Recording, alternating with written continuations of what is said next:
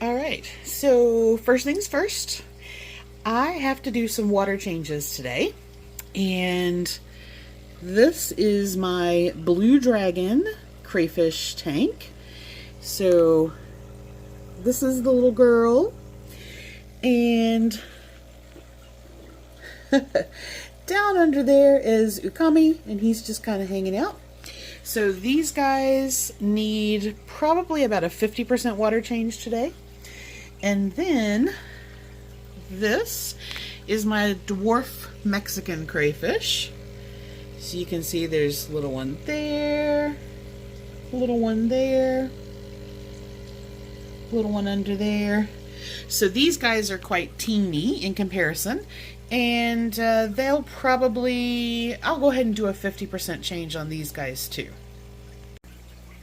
All right, so over in the big tanks, this gorgeous girl is actually, she's just molted, so she's looking very white at the moment, but she is actually what they call a blue lava lobster, which she's not a lobster, but she is much, much bigger. This is actually, she is in a 65-gallon tank. And I just got her some little buddies. These are some longfin platies. So she doesn't need a water change today. She's actually, her tank has only been set up for a few weeks, so she is fine. Our little filter there. And then this is the big goldfish and odds and ends tank.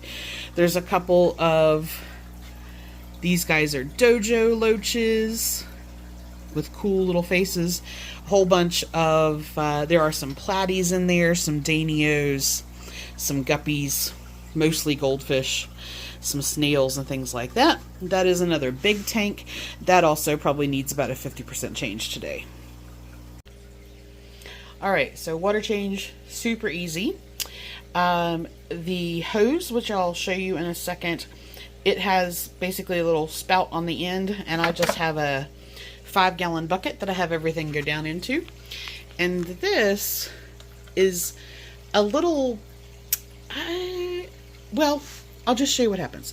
So basically you're going to pump this, and that will start a siphon. Okay, so if I have that in the tank,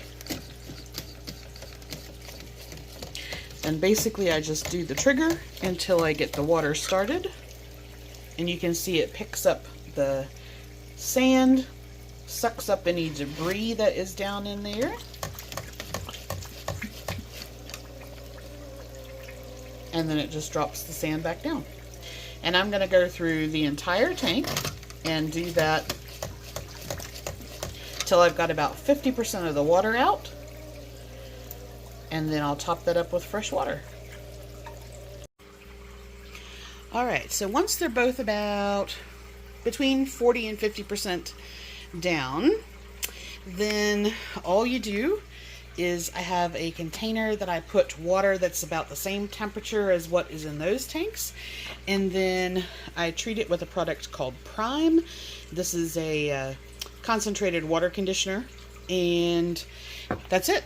So I'll fill these back up, and then they'll be all done. All right, so before I start the big tank, I'm actually going to finish up some of my small ones. This is about a 20-gallon tank, and this houses Sakura, who is my pink Valentine male. I have a little Hillstream loach. And then this is the girl. She is a blue and purple. And basically I am just going to do about a 40 to 50% change on this tank too.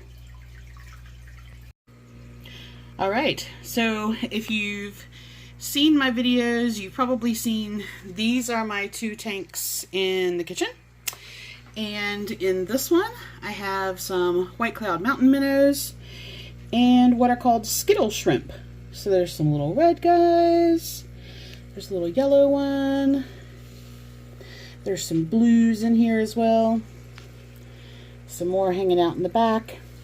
So these guys, I'm going to do a 50% on.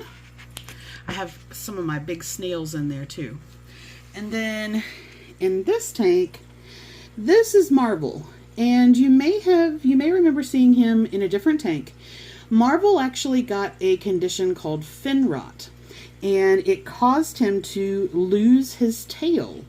Now, I've cured that, but it will take probably about 6 months for his finnage to completely regrow. So he's doing well. It came through it beautifully, but unfortunately his tail was pretty much all the way down to where his body ends. So we have him in a tank by himself, and he's just kind of hanging out. So I'm going to do a 50% change on him as well.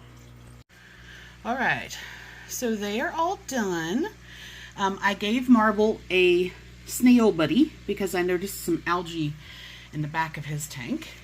And the little shrimpies, these guys are not the sharpest tools in the shed. You have to be very careful not to suck them up. But they are all done. So that leaves the big tank. Okay, so that's the little gun. Now, several of you have asked me, how often do I do this? And the answer is 50% about every 2 weeks now that the tanks are established. The big tank does not get done with this. This will take forever. So I actually have what is called a python, and it connects directly onto your sink spigot, and you turn this one way to suck water up, and that will empty out into the sink. And then when you're done and you're ready to put water back in the tank, you just open the valve the other way, and that will allow water to go the other direction. So I'm going to start this by draining 50% of the big goldfish tank, and then we'll get that refilled. All right, so some of you have asked me if you have to take the fish out when you clean the tank. And no, you don't. Especially these guys, most of them are pretty used to it by now, so they just kind of get out of the way. I don't know if I can do this one-handed. There we go. So you just push it down into the gravel, or in this case it's sand, and that is going to vacuum up any excess food, any poop, any driftwood debris, and just generally give them a nice clean home. So this does take 2 hands to get where I need to go. So I'm going to drain this, and then we'll get everybody refilled. All right, so after I've cleaned the bottom, but it takes a little while to drain this amount of water, I actually just hook this on a bit of the driftwood, and then that will continue to take water out, but I've done all my cleaning on there. So while that's going, I'm going to show you a little bit about what I've got going on in my arrow garden. So I've just set this back up, and I've got some dill trying. I don't know that much is going to come of that, but the lemon basil looks good. Sage hasn't done anything yet. This is some Napolitano basil, but it wasn't coming through the hole appropriately, so I just took the label off of that to let it give it a little bit of breathing room. And then I added some thyme, chives, and savory, but these are very old pods, and I don't know that they're going to sprout. So we'll see what happens with all that.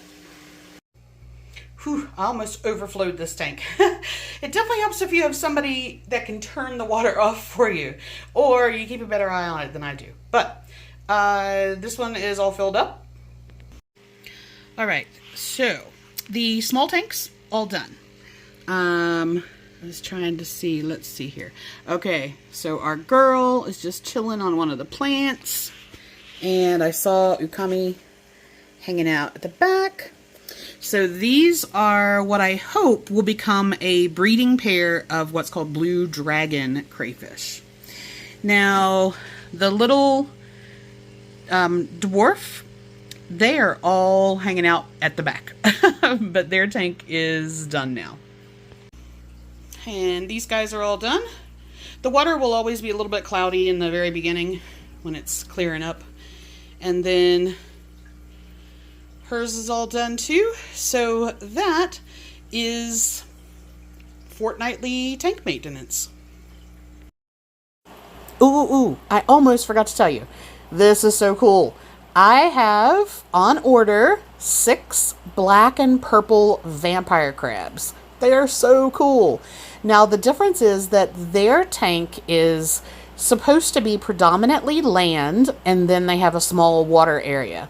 So I'm going to be setting that up, and as long as the supplier has them in stock, I have ordered 2 males and 4 females, and they should be here on Tuesday.